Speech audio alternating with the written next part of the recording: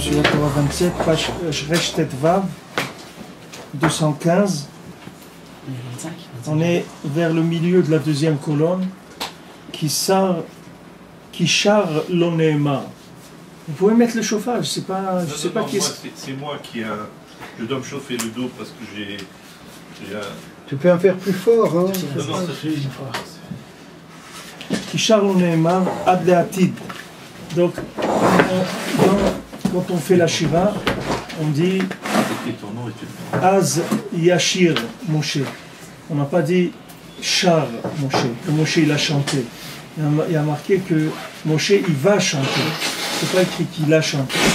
Ou qu'il chante, c'est écrit il va chanter. D'accord? Quand on dit la Shira, Yashir, on ne dit pas Char. Kishar lo ne'emar ad le'atid. Parce que Char, ça ne sera dit que dans le futur.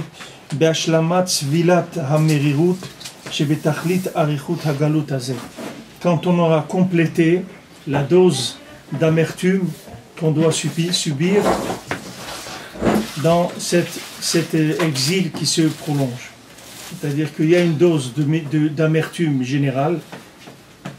Cette dose d'amertume générale, tant qu'on ne l'a pas épuisée, alors il n'y a pas de possibilité encore de chanter, c'est-à-dire de révéler ce chant-là. Chez Az Yashir Aole al-Kulana Hanal. C'est à ce moment-là, il chantera celui qui est Ole al-Kulana. C'est un remez qui fait ici sur Rabbeinu, que c'est écrit dans ça vient du Lachon de Shetraïl, qu'on dit Rabot Banot Asuchaïl. Beaucoup, ils ont fait Chaïl, c'est-à-dire ils ont fait des choses. Rabot Banot, c'est écrit que c'est des tzadikim. Beaucoup de tzadikim, ils ont fait des choses. Ve'atali talkulana. Mais toi, tu t'es élevé au-dessus de tous. C'est-à-dire, ça s'adresse à Rabbeinu. Alors il dit ici, chez Az, Aole al-Kulana. À ce moment-là, lui, il va chanter celui qui est au-dessus de tous. Et le nian, c'est que beaucoup de tzadikim ils ont fait pour l'âme Israël, ils ont amené des très grandes choses dans le Olam. Mais Rabbeinu, ce qu'il a amené, Rabbeinu, il a finalisé les choses. C'est-à-dire il a amené le dernier mot pour finir l'histoire de la chose. Par exemple, il rapporte que le Ari HaKadosh, il a révélé dans le monde la Chokhmah. C'est-à-dire il a montré que la profondeur de la sagesse de la Torah, c'est au-dessus de tout ce qui existe. Quand les gens ils ont vu la Chokhmah du Harizal, et tous les gens ils ont posé. Il n'y a personne qui est venu, qui pouvait discuter avec le Ari HaKadosh. Ou même quand il discutait avec lui, contre lui, c'est parce qu'il ne le connaissait pas. Mais dès qu'il parlait avec lui, il voyait la grandeur de la Chokhmah du Ari HaKadosh. Et ça y est, il a montré que la Chokhmah, de la profondeur de la Torah, c'était au-dessus de tout.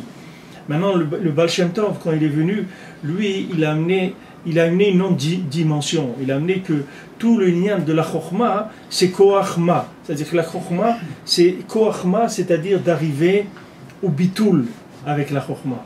Que la Chokhmah, c'est extraordinaire, la sagesse, mais cette sagesse-là, elle n'a de dimension que si elle t'amène au Bitoul, à la soumission. Quand cette Chokhmah, elle t'amène à la soumission, alors c'est là où tu es arrivé au bout de la Chokhmah. C'est-à-dire Koachma. Le Chokhmah, c'est Koachma, la force de Koa. C'est-à-dire que, comme on a dit dans le Kouté Halachot, que le fils, on lui dit qu'est-ce que Koachma? C'est vrai que tu es un fils, ça veut dire que tu es proche comme on dit, tu es un fils à papa, tu es proche de Dieu, tu connais toute la Kabbalah, toutes les profondeurs de la Torah et tout, mais qu'est-ce que tu crois que tu as compris? C'est-à-dire, ne crois pas parce que tu as compris que tu es arrivé à être quelque chose. Tout ce que tu as compris, c'est pour que tu te soumettes. Ça, c'est le message du Baal Shem Tov. Le Baal Shem Tov, il lui a annulé dans le monde la yeshut de la Chokhmah.